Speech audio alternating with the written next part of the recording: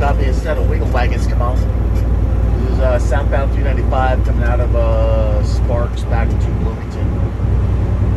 I've had this casual part-time fill-in job, I don't know, 5 months, and it fits in my schedule, but it's not too challenging, stimulating, exciting.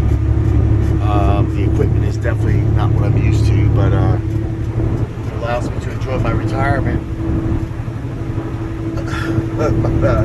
I'm not used to these plastic trucks and automatic transmissions. It's nice to get out of Southern California, tell you what. Tell you what.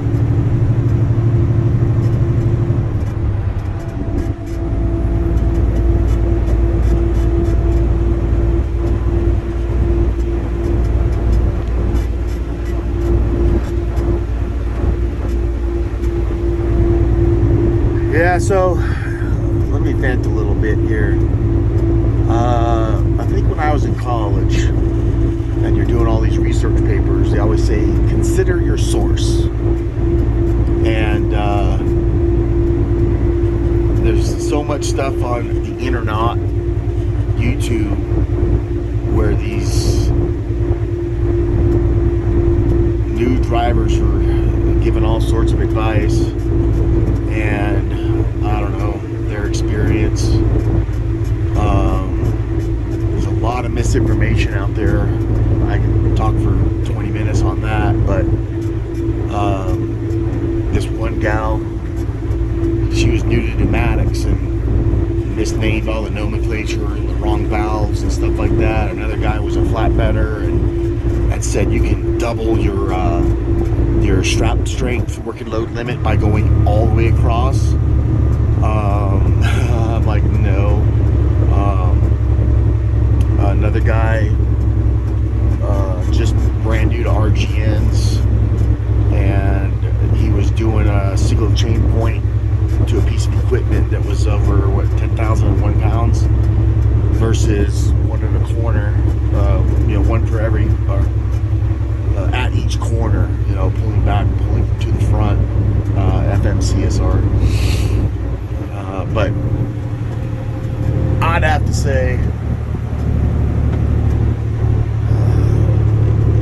another thing is you got these guys who've only pulled a van or they've only done a flatbed. They're saying which is better and which is worse. It's just like, if you've never done anything else or worked for multiple companies, I don't think you should be commenting on that. But I always say I'm a truck driving mercenary, a bad one at that. I don't know, ever since I left the sheriff's department and tried to find a good company, they just don't exist anymore. The only good company left is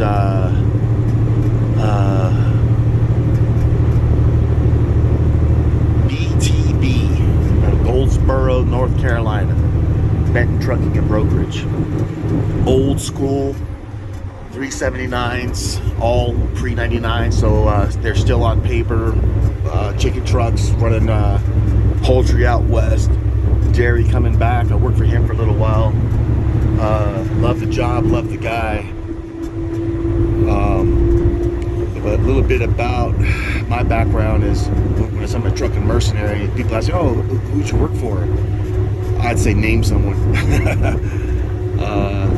I've done vans, wheel wagons, hoppers, pneumatics, RGNs. I've hauled cars, smoothbore milk, gasoline for Pacific Tank Lines, flatbed for Larry Bowman, RGNs for Teresi,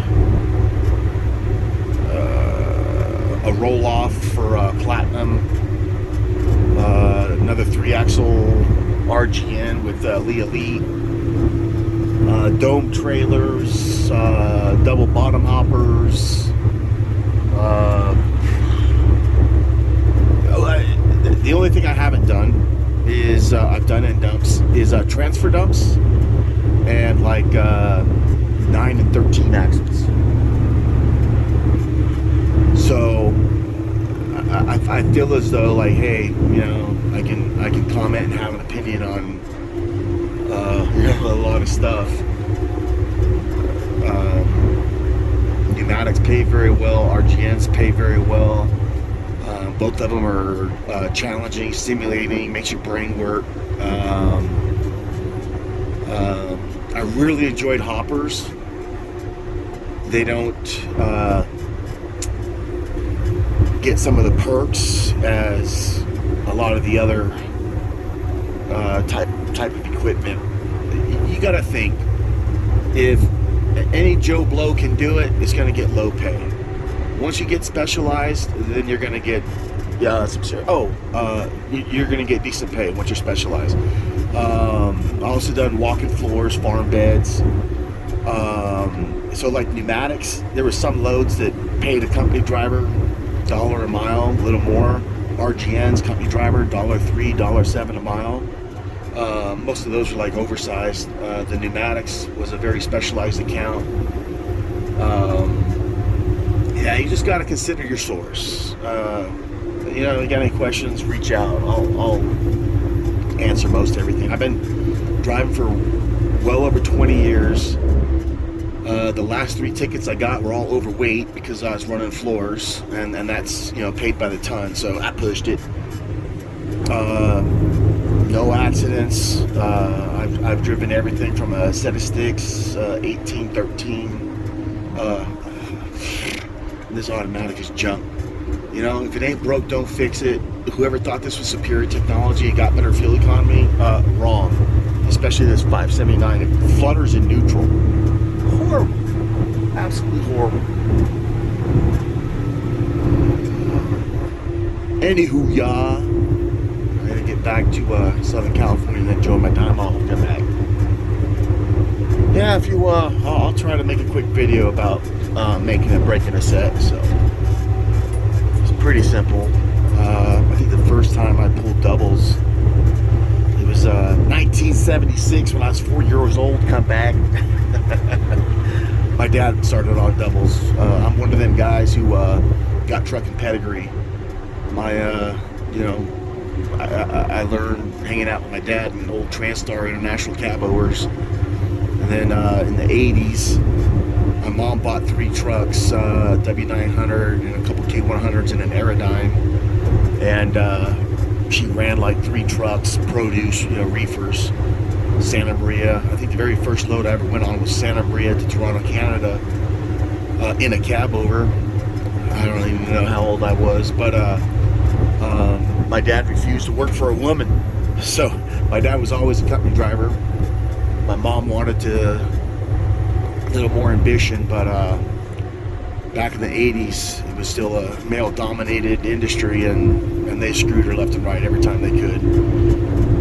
And then she had one driver steal the truck and, you know, run it under someone else's authority, and the cops didn't believe that a woman owned it, and, you know, they pulled them over and didn't seize the truck and all that other good stuff. But